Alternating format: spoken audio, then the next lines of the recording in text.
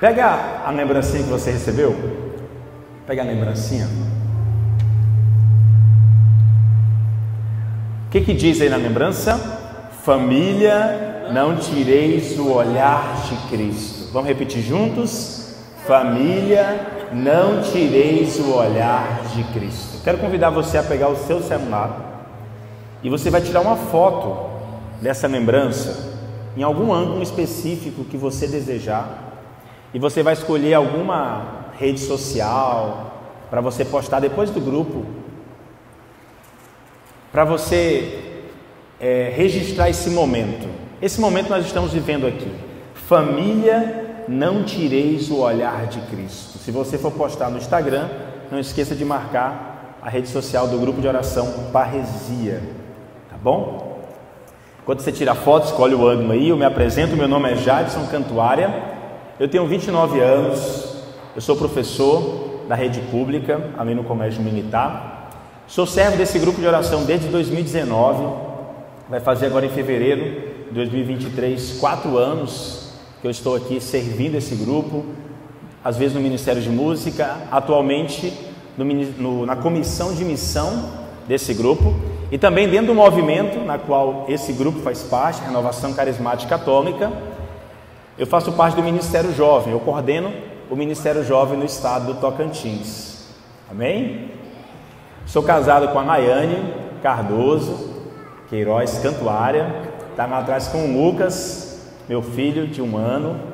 Nossa família sempre está por aqui no grupo. Todo sábado é um encontro marcado com Deus que nós temos. Nós não marcamos outro compromisso em nossa vida. Só se surgir uma coisa muito urgente, aí a gente não aparece por aqui. Mas é um encontro marcado de nós, família, estarmos aqui nesse grupo de oração. Amém? E eu quero que você olhe para o irmão que está do seu lado e fale assim para ele: parabéns, porque você também escolheu esse momento para estar aqui. Porque você tirou esse tempo na sua vida para participar desse grupo de oração. E aplauda esse irmão aí, porque ele merece esse aplauso. Pode gritar, pode falar assim, parabéns para você. Isso! Amém. Então o tema dessa pregação chama-se Família, não desvieis o olhar de Cristo. Eu quero que você abra a sua palavra, se você a trouxe, lá em Mateus, capítulo 14, versículo 23 em diante. Mateus, capítulo 14, versículos 23 em diante. Amém? Quem não trouxe pode juntar com quem trouxe aí. Eu só acompanho também aí com o seu ouvido nesse momento. Olha o que diz a palavra. Mateus, capítulo 14, versículo 23 em diante. Feito isso, subiu a montanha para orar na solidão. E chegando à noite, estava lá sozinho. Entretanto, já a boa distância da margem, a barca era agitada pelas ondas, pois o vento era contrário. Pela 4ª vigília da noite, Jesus veio a eles, caminhando sobre o mar. Quando os discípulos o perceberam caminhando sobre as águas, ficaram com medo. É um fantasma? Disseram eles, soltando gritos de terror. Mas Jesus logo lhes disse: tranquilizai-vos, sou eu, não tenhais medo. Pedro então tomou a palavra e falou: Senhor, se és tu, manda-me ir sobre as águas até junto de ti. Ele disse-lhe: vem. Pedro saiu da barca e caminhava sobre as águas ao encontro de Jesus. Mas, redobrando a violência do vento, teve medo e, começando a afundar, gritou: Senhor, salva-me! No mesmo instante, Jesus estendeu-lhe a mão, segurou-o e lhe disse: homem de pouca fé, por que duvidastes? Apenas tinha subido para a barca, o vento cessou. Então aqueles que estavam na barca prostraram-se diante dele e disseram: tu és verdadeiramente o Filho de Deus. Palavra da salvação. Irmãos, essa pregação, eu quero trazer uma reflexão muito profunda, especificamente para as nossas famílias, para a minha e para a sua família. Quem aqui tem família, levanta a mão. Quem aqui tem problema na família, levanta a mão. Hoje nós vamos falar sobre o que causa muitas vezes os problemas, o que causa muitas vezes o desespero, o medo, mas também vamos falar sobre a solução. Qual a solução para os nossos problemas? Como que a gente deve agir diante dos nossos problemas em nossas famílias? A palavra vai falar de Jesus e os discípulos. Eles estavam na missão, ali na Galileia, e Jesus multiplica os pães. Quando Jesus multiplica os pães, uma multidão, como diz a palavra, de 3.000 homens, sem contar mulheres e crianças, são saciados. Então você imagina a quantidade de pessoas que foram saciados, não da palavra somente, mas saciados mesmo do alimento. Imagina uma multidão de mais de 5.000, até mesmo 10.000 pessoas sendo saciadas, estavam morrendo de fome no deserto. Imagina uma multidão dessa. Será que era difícil Jesus sair dessa multidão? A quantidade de pessoas que recebeu o milagre, que recebeu o alimento, olha a dificuldade que seria Jesus sair desse local. Então o que foi que Jesus fez? Olha, vão vocês primeiro, nós vamos atravessar, o mar, aquele espaço ali do Mar Vermelho ali, vamos atravessar o mar, e aí eu vou depois, vocês vão indo, que eu encontro vocês. E aí os discípulos saíram na surdinha, e Jesus de alguma forma também saiu. Só que o que aconteceu? No meio da noite, aqui diz que na quarta vigília, ou seja, na madrugada, no meio da noite, estava muito vento, estava muito agitado o mar, e os discípulos estavam desesperados. E vem aqui o primeiro momento que a gente vai fazer a reflexão. Quando de repente eles avistaram quem? Jesus caminhando sobre as águas. Meus irmãos, não importa os problemas que nós temos em nossas famílias, Jesus sempre vai estar por cima.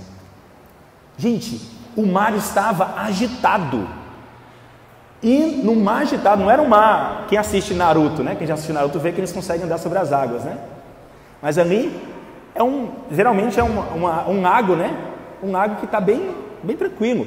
O mar estava agitado, e mesmo o mar agitado, com a dificuldade que estava, Jesus estava por cima. Não importa o problema que você está vivendo hoje na sua casa, com seu pai, com sua mãe, com seus filhos, com seus parentes, não importa os problemas, Jesus sempre está por cima. Jesus sempre vai estar por cima, não importa o que aconteça. Isso é uma certeza que nós temos que ter em nosso coração, que mesmo a dificuldade que eu estou passando hoje na minha casa, Jesus sempre vai estar por cima dela, Jesus sempre vai estar acima dela, porque Ele é Deus, Ele é o nosso Senhor.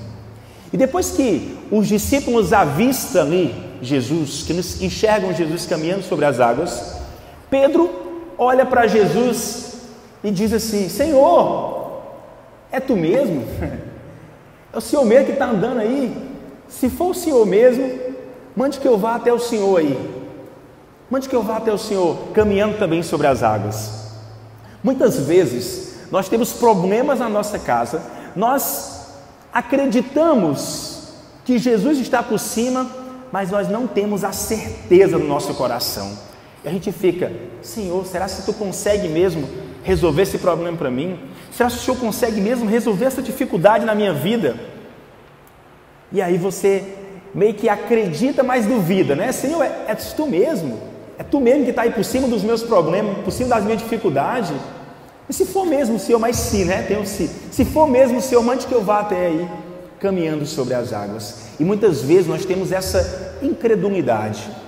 A gente, às vezes, não acredita cegamente que Jesus é a solução para os nossos problemas, que Jesus pode resolver qualquer que sejam os problemas, ou Ele pode resolver algo em nós, para que a gente possa encarar de maneira mais satisfatória os problemas em nossa vida. Então, Pedro ali, ele enxerga Jesus e ele meio que não acredita direito. Ele acredita, mas fica naquela, será se é mesmo? Será se é Jesus que está ali por cima? E aí quando Pedro fala isso, Jesus diz, vem, pode vir Pedro, pode vir caminhando sobre as águas. Diante da dificuldade da nossa incredulidade, a resolução dos problemas, Jesus nos chama a colocar nossa esperança nele. Mesmo diante da nossa incredulidade, às vezes a gente não acreditar cegamente, Jesus ainda diz, acredita em mim, pode vir. Eu sei que você não está acreditando direito que eu possa resolver esse problema, mas vem até mim, pode vir que essa tribulação que você está passando hoje, essa dificuldade que você está passando hoje, eu posso resolver. Sabe aquele cara que está famoso agora de Palmas? Ele bate a carteira de trabalho assim na mesa e fala assim, o resto é comigo. Assina essa cascavel aí, né? Que o resto é comigo. Jesus, ele fala mais ou menos isso. Você está passando por esse problema? Pode mandar para mim, o resto é comigo. Você está passando por essa dificuldade? Você está passando por essa tribulação? Manda para mim, pode vir, vem, que eu vou fazer você caminhar sobre as águas. Eu vou fazer você caminhar sobre as águas, mesmo que você não acredite, mesmo que você esteja incrédulo, que eu possa resolver esse problema. Vem, manda para mim. E Jesus, ele fala isso para nós, ele nos encoraja. E pode ver que na palavra, o vem, quando Jesus diz vem com exclamação, vem, ele diz com propriedade, pode vir, manda para mim esse problema, manda essa dificuldade para mim, que eu resolvo. Jesus é especialista em resolver problemas, irmãos. Não importa a dificuldade que nós estamos passando hoje, ontem, ou aqui nós vamos passar amanhã, Jesus é especialista em resolver cada um dos nossos problemas, do mais simples até o mais difícil. Olha as bodas de Caná, olha a dificuldade que aqueles noivos estavam passando de faltar o vinho. Era algo impossível resolver aquele problema, e Jesus vai lá e resolve. Da nossa pequenez, da nossa incapacidade, Jesus pega em nossa mão e diz, vem, manda para mim, que o resto eu resolvo. Jesus é esse Senhor maravilhoso que perdoa as nossas faltas, as nossas ausências e as nossas dificuldades. Ele pega para Ele, morre numa cruz e nos salva. Esse é Jesus. E ali no momento em que Pedro está indo, no momento em que Pedro está caminhando, ele está indo muito bem, está olhando só para Jesus, está indo muito bem, está olhando só para Jesus, está caminhando sobre as águas, e aí acontece um fato que é o tema da nossa pregação. Pedro, ele olha para um lado, e quando ele começa a sentir o vento, aquele vento impetuoso, que não é o de Pentecostes, mas das tribulações da vida, aquele vento começa a bater nele, ele começa a olhar para um lado e começa a sentir medo.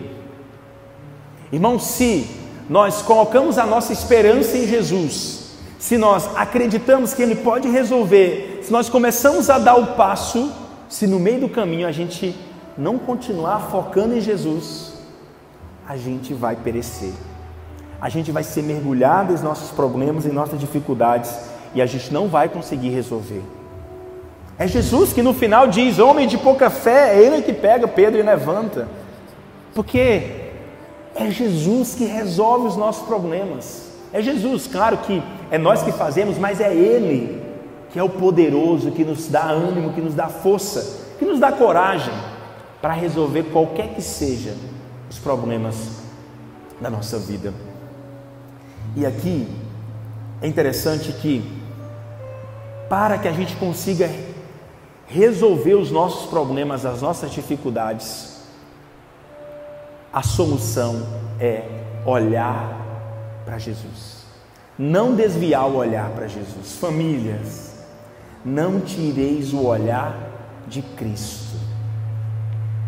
A gente pode, como eu falei aqui no começo, a gente pode acreditar que Jesus está acima de tudo. A gente pode até duvidar às vezes, a gente pode até começar a ir, mas se no meio do caminho a gente desviar o nosso olhar, a gente vai perecer, como Pedro começou a afundar. Pedro começou a afundar e foi Jesus que ali o salvou, foi Jesus que o puxou. E quando eu estava preparando essa pregação, o Senhor me deu uma inspiração, meio que uma figura, uma substância, que vai fazer a gente entender exatamente o que está acontecendo aqui. Se você parar para pensar, nós temos uma substância muito famosa que nos faz viver, chamada água. Nós temos essa substância, água. E a água, ela sai para a superfície num lugar chamado nascente, não é isso?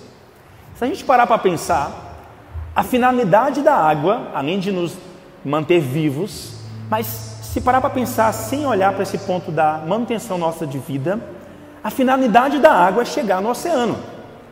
A finalidade da água é ir para lá.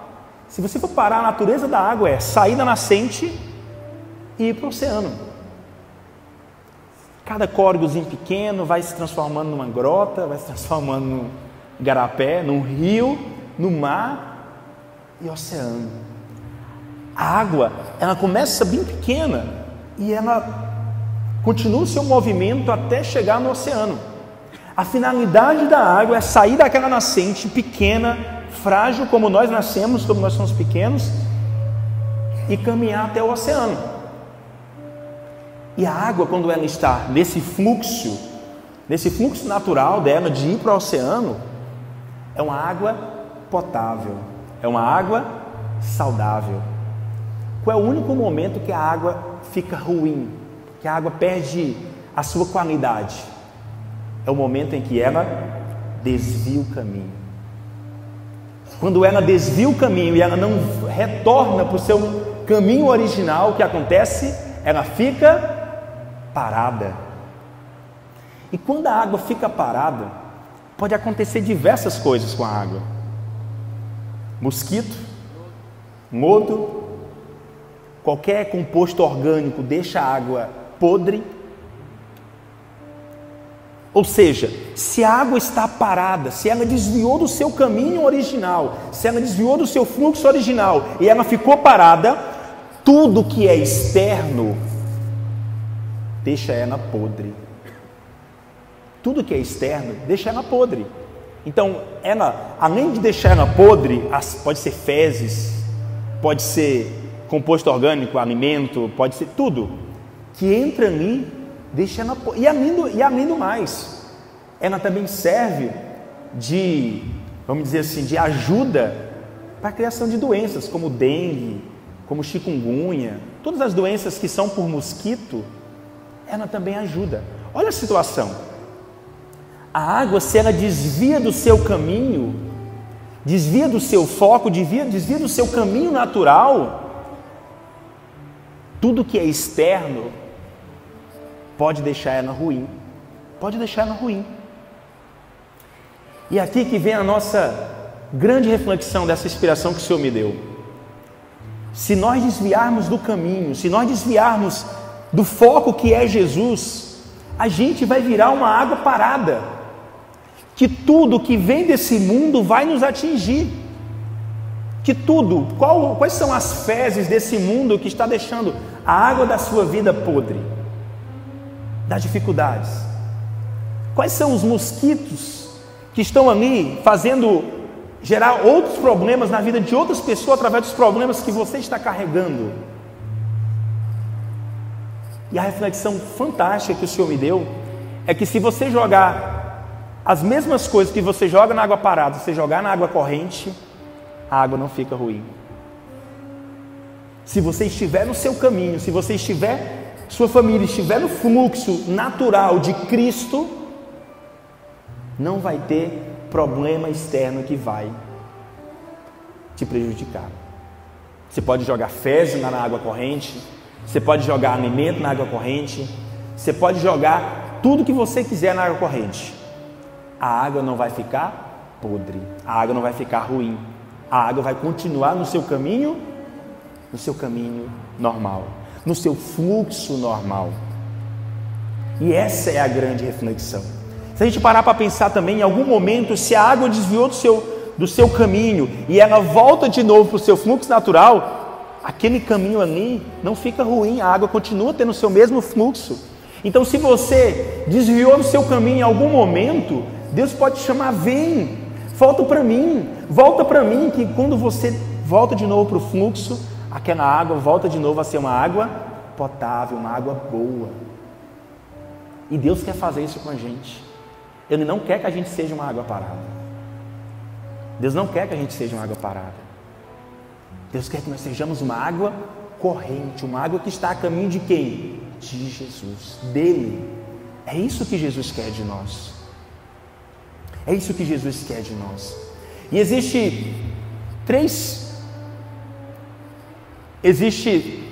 coisas que, primeiro, pode nos fazer não desviar desse caminho, ou, se a gente já tiver desviado, voltar para o caminho de novo. Eu botei até a pergunta aqui: o que fazer para não desviar o foco de Jesus? O que fazer para retornar para o foco de Jesus? Porque, como eu disse, talvez a origem de todos os nossos problemas em nossa família seja desviar do caminho, desviar do foco que é Jesus. Fazer como Pedro, que olhando para Jesus começa a olhar para um lado e sente medo e começa a afundar. Talvez esse seja o grande motivo, a grande origem dos nossos problemas, das nossas dificuldades. E a pergunta é: o que fazer para não desviar, ou o que fazer para retornar ao caminho que é Jesus? O que fazer? Primeiro ponto: batismo no Espírito Santo. Ah, Jadson, mas é a minha família inteira que tem que ser batizada no Espírito Santo? Sim, mas começa por quem? Começa por mim. Começa por mim. Para a família inteira estar naquele foco, é preciso a família inteira ser batizada no Espírito. O que é o batismo no Espírito Santo? O batismo no Espírito Santo é uma decisão que eu tomo, é uma experiência profunda com o Espírito Santo que me faz mudar de vida. Eu tive essa experiência em 2010. Em 2010 eu tive essa experiência fantástica do batismo no Espírito Santo. Ali eu era um Jadson que chegou para estudar em Araguaína, e quando eu participei de um acampamento que eu tive uma experiência do batismo, eu me tornei outro Jadson.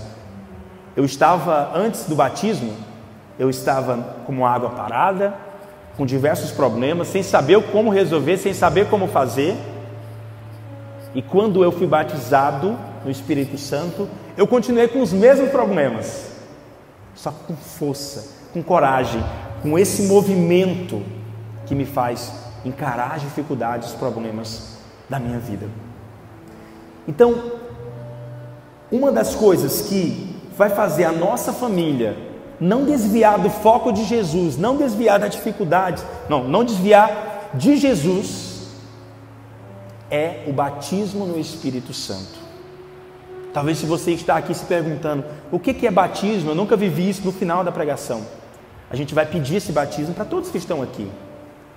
É só se abrir, que a graça de Deus vem sobre nós. Primeiro ponto é batismo no Espírito Santo. Segundo ponto, depois que você tem uma experiência com Jesus, uma experiência com o Espírito, depois que você muda de vida, que você toma uma decisão poderosa em permanecer no caminho ou retornar para o caminho de Jesus, vem o segundo ponto: vida de oração familiar. Não é a vida de oração individual, não. Vida de oração familiar. Rezar o texto juntos, oração da liturgia diária juntos, dedicar um tempo para rezar juntos, dedicar um espaço físico da sua casa para rezar. Esse é o segundo ponto, porque se você toma uma decisão de permanecer no caminho, a conexão com Deus, a conexão com Jesus, vai fazer você sempre permanecer nesse caminho. Vai fazer você sempre permanecer nesse foco que é Jesus. Então a vida de oração, ela é primordial. A vida de oração familiar. Talvez na sua casa, você nunca rezou em família. Você já rezou sozinho, você reza o rosário 4 da manhã com o Frei Gilson, você reza sozinho ali, mas talvez você nunca rezou com a família. Começa com o texto da misericórdia, começa com o texto mariano, começa com uma Ave Maria, antes das refeições, que eu tenho a plena certeza que isso vai mudar muito o contexto das dificuldades e dos problemas. Vai sumir os problemas? Nunca vão sumir. Até quando a gente morrer vai existir problemas, dificuldades. Mas se nós estamos juntos, olhando para Cristo, não tem como afundar, não tem como ter medo, não tem como desanimar, porque é Jesus que está com a gente. E o terceiro ponto, vida em comunidade. Vida em comunidade. Eu rezo sozinho em casa, eu já rezo com minha família. Irmãos, o Senhor nos chama a ter vida em comunidade, a participar de um grupo de oração, a fazer parte, não só participar, mas fazer parte de um grupo de oração, a fazer parte de uma paróquia, a participar semanalmente da Santa Missa. O Senhor nos chama a ter vida em comunidade, porque quando a gente está em vida em comunidade, tem uma dinâmica que eu vi, eu era muito novo, um cara do Sebrae foi dessa dinâmica pra gente, até hoje eu me lembro, ela é muito clichê. Ele pegava um palitinho e quebrava sozinho o palitinho, aí pegava 2 palitinhos, aí quebrava também, aí pegava 5 palitinhos, aí já tinha mais dificuldade para quebrar, aí pegava 50 palitos e já não conseguia quebrar. Quando nós estamos em comunidade, a gente pode até ter dificuldade, mas para quebrar é mais difícil. Para enfrentar dificuldades é mais fácil quando a gente tem uma rede de amigos. Uma rede de amigos que a gente pode conversar, que a gente pode desabafar, uma rede de amigos que a gente pode explicar o que está acontecendo, uma rede de amigos que pode dizer, que pode, com ação concreta, como a gente tem feito aqui no Parresia, muitas vezes, quando os nossos amigos passaram penúria, a gente partilha junto os problemas, vive junto os problemas e resolve junto os problemas. Então, para a gente continuar com um foco, para a gente continuar firme na graça de Deus, sem cair, sem afundar, é preciso olhar para Jesus, é preciso seguir em Jesus, e a mim seguir nesses 3 pontos: batismo no Espírito Santo, tomar uma decisão, ter uma experiência com Jesus, essa experiência que a gente vai ter agora após essa pregação. Vida de oração familiar, é preciso ter oração com Jesus, é preciso conversar com Jesus, para Ele às vezes explicar o caminho, porque às vezes você não sabe qual é o caminho direito. Em oração, junto com a família, Jesus vai explicando. E por último, vida em comunidade. Eu e a Nayane, a gente casou em 2020, no dia 12 de dezembro, e a gente sempre teve uma analogia, nossa família, desde quando a gente era namorado, a gente sempre tinha uma analogia que quando eu pedi ela em namoro, no dia 27 de outubro de 2017, quando eu pedi ela em namoro, a gente sempre teve uma analogia de que naquele momento, eu e ela entramos num barco rumo ao céu. E aí quando foi exatamente ali 3 dias depois do casamento, uma nova pessoa entrou no barco também, o Lucas. 3 dias depois do casamento. O Lucas veio rápido, o Lucas, viu? Por causa do método Bíblia, a gente sabe certinho o dia, né? Em que o Lucas veio ao mundo, certinho o dia que Deus quis que ele viesse. E a gente já passou por tanta dificuldade, mesmo nesses quase 2 anos de casamento. Passou por tantos problemas, mas sempre nós temos essa dimensão de que nós estamos no barco e o barco não pode mais voltar. E o barco, ele só tem um caminho a percorrer, ele não tem outro caminho. Ele não vai desviar para outro caminho, ele só tem um caminho a percorrer. E essa graça de passar por essas dificuldades, às vezes nos ajudam. Eu lembro que quando a gente recebeu a notícia do Lucas, no começo foi uma notícia forte, né? Imagina, recém-casados, e aí a gente nem se conhece direito, intimamente falando, a gente ia aprender ainda a ser esposa, e já via a criança, né?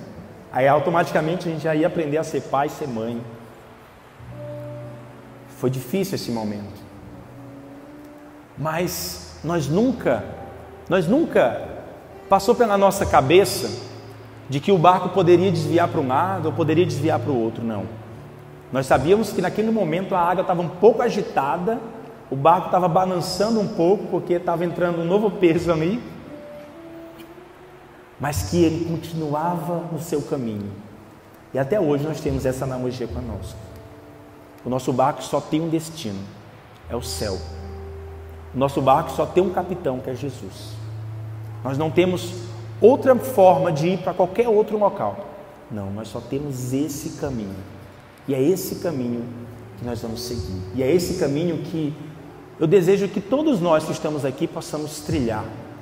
Não sei se você vai trilhar esse caminho caminhando, num barco, se você vai trilhar num avião, não sei qual é o caminho que você vai trilhar, mas tenha certeza de que o único caminho que vai te dar felicidade plena é o caminho onde no final você vai encontrar Jesus de Nazaré.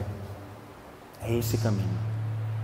É somente em Jesus, somente em Cristo que nós conseguimos encontrar a nossa felicidade plena. Sempre vai ter dificuldades, sempre vai ter problemas, mas a felicidade plena é em Jesus. Eu quero te convidar a ficar em pé. A gente vai cantar essa canção chamada Terra Seca, porque é somente em Jesus que a gente precisa construir a nossa casa. É somente em Jesus que a gente precisa colocar as nossas esperanças, pois é só nele que a nossa alma encontra descanso. Olha que frase bonita. No meio da tribulação, no meio das dificuldades, é somente em Jesus que nós encontramos o descanso. Queria chamar aqui a Laiane e o Lucas para me ajudar aqui a rezar. Vamos cantar junto essa canção.